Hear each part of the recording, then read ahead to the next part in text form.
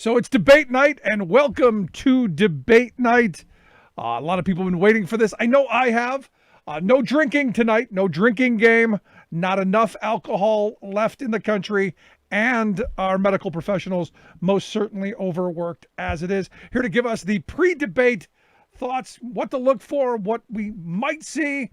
Well, our good friend Sarah Burris, reporter over at Raw Story. Sarah, thanks for being here with us. Yeah, thanks for having me. I'm glad we can meet up before the debate. Looking forward to it. Looking forward to the roundtable discussion or the Zoom table discussion afterwards. Um, does this go the full 90 minutes? Does this go the 15 rounds, or we expecting an early knockout? No, I think it'll go the full time. The only reason I would see Trump walking away is if he had to go to the bathroom, but I think he probably is wearing some Depends or something. So, this is going to go the whole time, and maybe, just maybe, this will be the only debate because he wimps out of all the other ones. Yeah, I'm expecting this to be the only one. I know there are three. I know October 15th, there's supposed to be one. We'll see. I know Trump has been doing I think, a pretty good job of lowering the bar of expectations, which is weird because isn't this supposed to be his thing? Isn't this supposed to be what he's the best at, the most tremendous, the greatest ever? Nobody can believe how well he does. Isn't this supposed to be his? Well, I don't know if you know this, but Donald Trump is good at everything, apparently. He is an expert in every single thing that has ever been created. Every sport, every card game, every interpretive dance. He can do it all. I'm kidding, obviously. The interpretive dance got me. I'm sorry. The interpretive dance really got me. No, I mean, because here's the thing. I've been calling him dear leader for a while because, this is, if you remember Kim Jong-il, was, he played golf one time, had 18 hole-in-ones. He bowled once, bowled a 300 game. He was the best at everything. And look, kindred spirit right here with Donald Trump. Exactly. And I feel like we've spent the entire day hearing from all kinds of Trump people about how Joe Biden is somehow going to cheat his way through the election. Rudy Giuliani woke me up this morning talking about Biden needing to take, the pee test because, again, Trump is obsessed with somebody's pee. And they were talking about the earpiece. I hear he also wanted a pregnancy test from Biden. Rudy actually said that that it was Biden that was on Adderall, which is interesting because we've always sort of speculated that that's what Trump was taking. But I mean, they spent so much time talking about how Biden has dementia, and it's like, I didn't know you could cure dementia with Adderall. That's really interesting. Yeah, really. I didn't know that, a B12 shot is going to suddenly make you have all of the answers. What is a debate enhancement drug? Is that like coffee? I don't understand.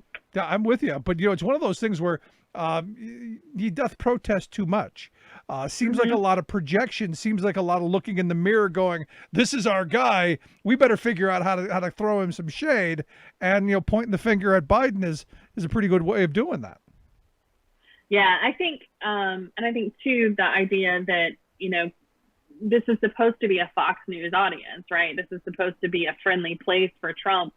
So I think if Trump makes a complete and total fool out of himself, Chris Wallace is going to be in trouble. And I think that may actually be what happens tonight. I don't know. You never know about Trump, how many drugs he's taken or, how many Diet Cokes he's had, if he's doing some sort of like boxer jump up and down thing before he starts. Which Trump shows up?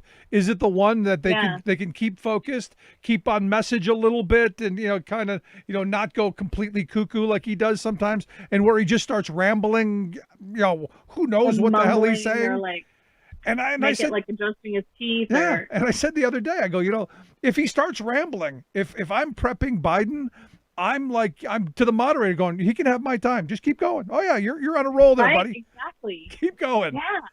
Here's the shovel. Keep digging. Exactly. I brought the rope for you. We were talking earlier about how we wish that Biden would drop a few bless your hearts in there. Just because we knew it would totally win over all the Southern women, but we'd just be all cheering and how awesome that would be. Yeah. Um, my friend Edry wants to see him come out with his aviators on and just like, as like a baller move, and just like take them off and kind of, put them in his jacket pocket and be like, proceed. So I think there's like, we've been having little fantasies about how this is going to go all day. And you're right. You don't know who's going to show up, and it's going to be crazy. So we'll see. Cause there's part of me that goes, he's been downplaying this a lot because, it's not a woman. I mean, when it was Hillary, he was, big and full of himself and, tried to, kind of, get into her space, walking behind her and all kinds of weird, bizarre stuff. I wonder if he's going to try that with Biden, especially, now with the pandemic stuff and they're supposed to be distanced. I'm interested to see if that's going to happen. Yeah, I don't know. I mean, they're at two different podiums, so they're going to be spread apart. The thing I found out today that apparently Hillary Clinton practiced with her debate coach, the idea of Trump standing behind her and like looming over her, and just was like really in her face about it. And so whenever he actually did that, it didn't bother her because they expected it to happen.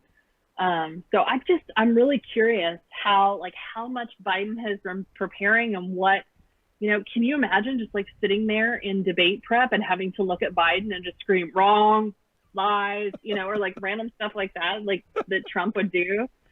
Because you never know how much crazy he's going to pull out of there. No, I'm fully expecting, if there were allowed to be a drinking game tonight, which I've now said there cannot be because our medical professionals are already overtaxed.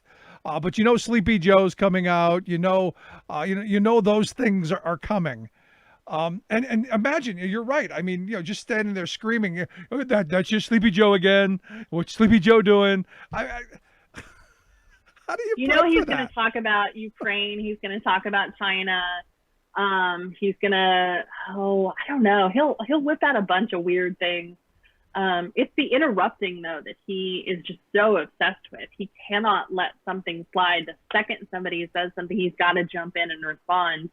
And that's just sort of his style because I don't know if it's because he forgets about it and he's afraid, like, if he doesn't say something right away, and then he'll forget what happened. Or I don't know, but I think what it is he has to be so much in control that he can't hear even for 30 seconds someone say something bad about him. So he's got to jump in like a petulant child, and it's what we expect. Yeah.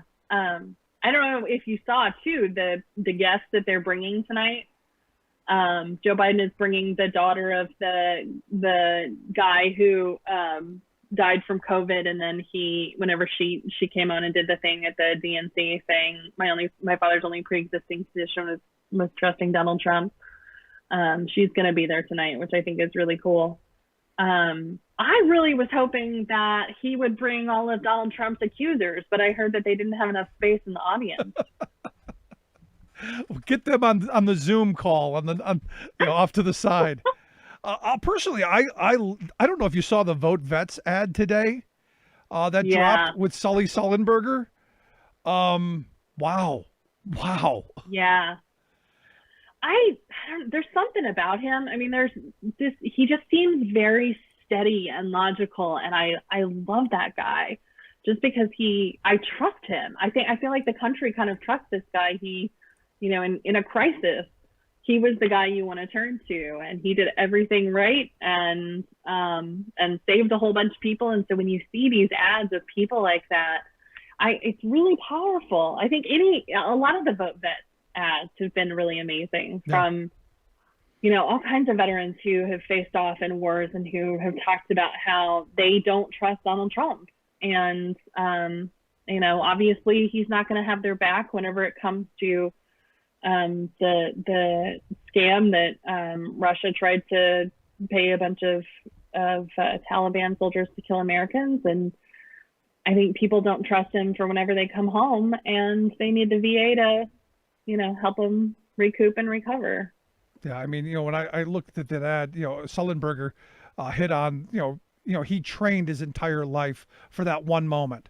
And, he spent his entire life, thousands of flights and, tens of thousands of hours preparing for that one moment. Everybody knows about that one moment, but everything else, nobody knows about. And he said, Yeah. look, this is what leadership's about. And I thought it was really important that we hear that, because we seem to think that, you can just get in there and wing it. We've got a guy who literally, he's not preparing for this debate. He's going to go in and wing it, just like he did with the coronavirus, just like he did with, go down the list of things.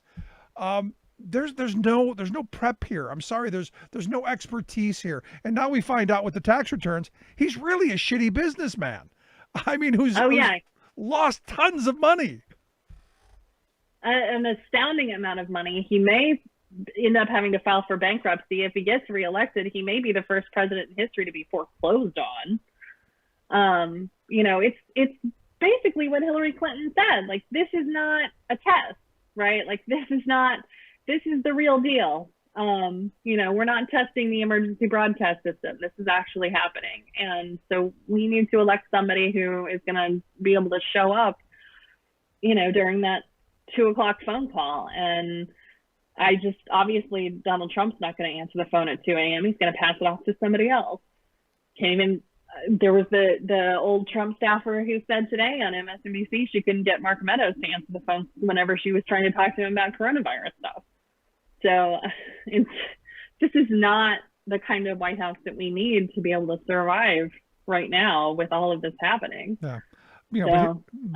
So what are we expecting? We got about 5 minutes until kickoff, so to speak. I'm assuming, tax returns. I'm assuming there's going to be obviously the virus, the jobs, unemployment, stimulus, maybe China, I'm sure. Any thoughts on how Trump is going to attack Biden?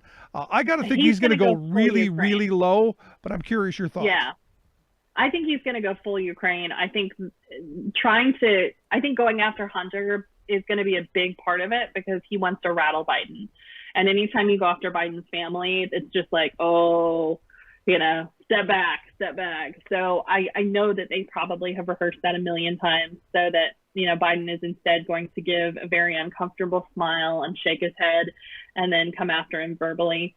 But you'll be able to see in Biden's face that he wants to come over the podium and just wring his neck. And I got to tell you, I want that in the worst way. Right? I know. It's just one of those moments where, you gotta, because someone had emailed me, so Joe Biden's not going to show up. He's not going to go to the debates, and I go, you have to go to the debates. Don't put any preconditions on it. You have to go. You have to stand and look the bully in the eye, and you have to look the bully down. And there's two really interesting pictures that I saw running around on the Twitters. You've got the picture of Obama and Putin. With Obama really kind of looking him down, and then you got Trump and Putin. Kind of giving him the okay, and sheepish. It's really just a weird dynamic. So to me, it's one of those things where you got to stand up to the bully, and you got to stick your thumb in the eye of the bully. And that's the thing about Biden is, I don't know where this idea came from that somehow Biden wouldn't show up. Biden shows up to this stuff. This is where he lives, right? Like debates and podiums and being able to confront people that. I think that's where he shines the best. Where he doesn't is whenever he has to go up against Democrats, because he has this sort of inherent thing in him where it's like, you don't attack each other. You don't, like, he's very much about the Democratic family. And so this idea that Trump thinks that, because he, did not go on the attack a lot during the primary, I think is misguided, because I think, he's going to show up and he's going to show Trump the door. That is the hope. So, lastly, before we turn to the feeds of the debate, what's Biden going to go? What's the main attack line for Biden on Trump? Just pure incompetence. I think he's going to go coronavirus. I think that's what this is going to be about. And I think that's the biggest issue, right? He's got to talk about that. And based on who he's got in the audience, this is going to be something where, more than 200,000 people are dead. And it just keeps getting bigger and bigger. Yeah. So it's going to be a big issue. Supreme Court come up? Yeah, I think probably. But I think if it does, Biden's going to try and steer it back to healthcare and the coronavirus. Because if, anybody who obviously the 6 million people who got the coronavirus, if ACA is gone, then that's your pre-existing condition. So. Well, I look forward to you being back after the debate, 10:30. I guess it's supposed to be 90 minutes. We'll be back. You'll be here. We'll have my good friend Brett Pransky, Joel Sandberg, and Beth. Can't get her name right. I should look that up. But we'll have Beth here from Open Markets to share some thoughts on the debate. Looking forward to that. Sarah, I appreciate the time. Good stuff. Enjoy the insanity and the carnage. Be careful. Don't drink. Don't drink. There you go. Thanks so much. We'll be back here at 10:30 right after the debates. Join us. Thanks so much.